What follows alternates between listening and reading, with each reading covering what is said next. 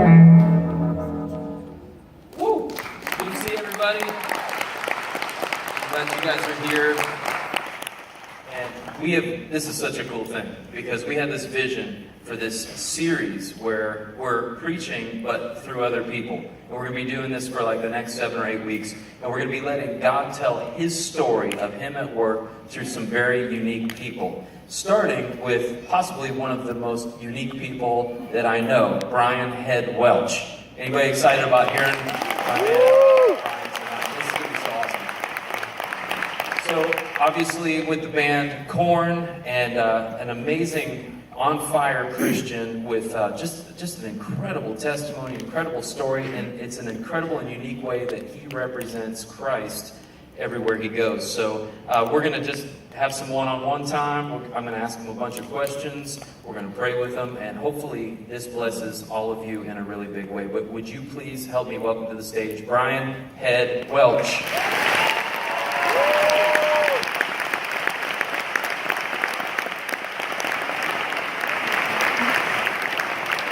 It's actually more dramatic if he doesn't come out at first. I'm just kidding. We don't have him here. It just wanted to get a crowd. And so, but we do have Gene Simmons. Nope, not Gene. We're just, what's going on? Oh, just buying time? Okay. Oh, he's doing his hair? Ladies and gentlemen, Brian Head Welch. Hey, everybody. It really is you. Okay, you He said he was going to go check on time, so I went to the bathroom, and then they're like, come on, you got to go. Wow. That's a great way to start an interview. I love it. Real people. Zipper check. Anyway, no, I'm just kidding. It just got real. Wow. So you introduced me and I didn't walk out? Is that what happened? Yeah, Or no? yeah. That was probably the first time ever. It was awesome. Yes. But it was way more dramatic. Perfect.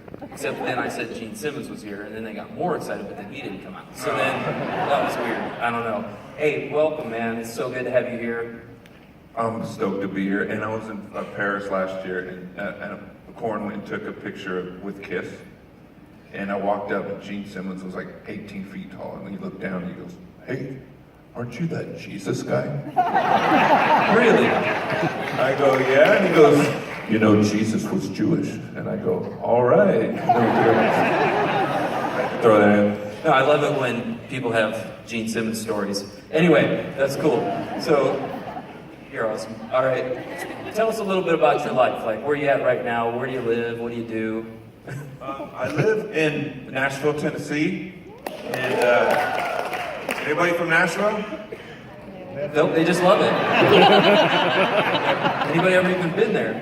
I moved there. I grew up in California, and I moved there in 2010. I got all these lawsuits in Phoenix, and I was like, I got a new management, and he's like, why don't you check it out here? So I went and checked it out, and there I am. So I got a place there. I got a place in Indiana as well, a condo. I like condos because you don't get to do the lawn and everything. You just, yeah. A lot of people making notes. See, church is very practical. Condos, no They're just so lawn. easy. Yeah.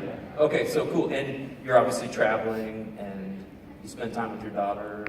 Yeah, I just got us and a band called Limp Bizkit just got off a UK tour, December 20th. So I went just crazy touring, and then I got home. I met my daughter in Vegas. We had 3 days in Vegas. We love going to Vegas. We have friends there, and Vegas is cool. And it's like it doesn't gotta be Sin City. It's got some fun stuff And some good churches. There, for real. I spoke at a church Yeah. there, a big church. I forget what it's called. Central. Yeah. Shout out to my man Judd. Yeah. What up, Judd? What? That doesn't seem right when you do it for some reason. So yeah. Are you thug? Yeah, I'm a thug for Jesus. Okay. And so then we went to California and spent the Christmas holidays with my family, and it was amazing. So yeah, we went to Disneyland, did the whole thing in LA area. So yeah, after this I go to Nashville for like 2 weeks. Then I got video in LA. I'm back and forth to LA a lot. So Nice. yeah. After we go wake surfing. Oh my gosh, he just showed me some videos. I'm like, I want to check this place out. Yeah. I love water and just the lakes and everything. How he was telling me, I don't know about this, but I want to go check it out. It was pretty cool because Definitely. he's like, wait, you can surf behind a boat?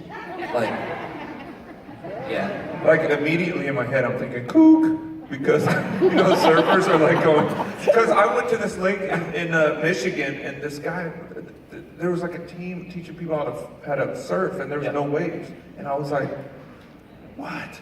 And then I saw the video, and I'm like, oh my gosh, they surf better than people in California from a boat wave. From a boat, we're ripping out here. Represent Yeah, I'm Claremont, there. 34711, the 352. Very impressed, man. All right, well, have you ever, here's a question, have you ever seen a drug? Drugs? No, I'm just kidding. Obviously, we know the answer to that one. How did you become a Christian? Well, I'm going to ask you that because we'll get into all the drugs and some other stuff because we actually just had an amazing conversation about that. But Okay. tell us a little bit about your story, how you became a Christian. Well, I'll start off with the drugs thing. I actually started when I was 8 years old. I lived in Torrance, California, and one of my friends, we were going through his brother's room, we found a little roach of marijuana. We tried to smoke it at 8 years old, but we didn't know how to do it. But that was my first entry to drugs, and I did. Every few years I would try it again and everything, and so it ended up in my life. I made it through high school without a drug problem, and I would just drink beer on the weekends or whatever, sneak, hey mister, play hey mister, get some beer or whatever, and so I made it through high school without drugs or anything. And then when I met the guys in Corn, you know, we were all from Bakersfield, California. They call it the armpit of California. And so when we graduated high school, it was like, let's move to LA. It's 2 hours north of LA. So we all wanted to move to LA and be musicians. And that's what we did. And my friends actually moved before me. The guys in Corn, like 3 of the guys in Corn moved before me. And they started a band. It was like the Red Hot Chili Peppers.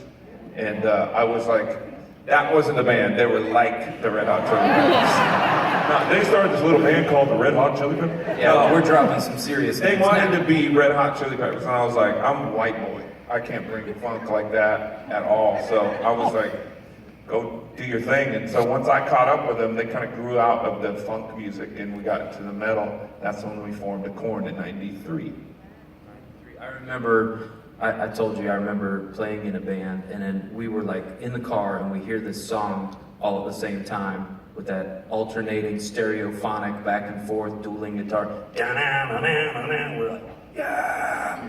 Yeah, that was a long time ago. Anyway, so You can be human, that's okay. it's okay, and we started playing your stuff. But actually, none of the clubs wanted to hear it. It was a little heavy back then. Yeah, but people just didn't like Corn. Like, you know, we got signed. I left off '93. We formed Corn. We started playing around LA and Orange County, and we started plastering these Corn stickers. We got the logo early on, the backwards R and everything, and so it was K-O backwards R-N, and so it was like our singer sang a lot about child abuse and getting bullied, and so he had some sexual abuse. So he was like, what if a little kid tried to spell corn and they spelled it all wrong? And that was our logo. And so and so we started playing around LA and Orange County, and next thing you know, we got a record deal.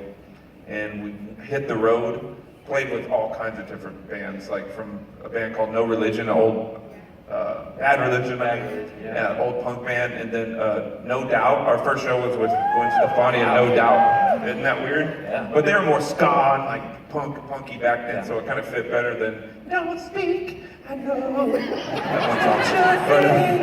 song. So Oh, sorry. yeah, and so we hit the road. Megadeth we opened for, and our 4th tour, Ozzy Osbourne. That's when we went gold.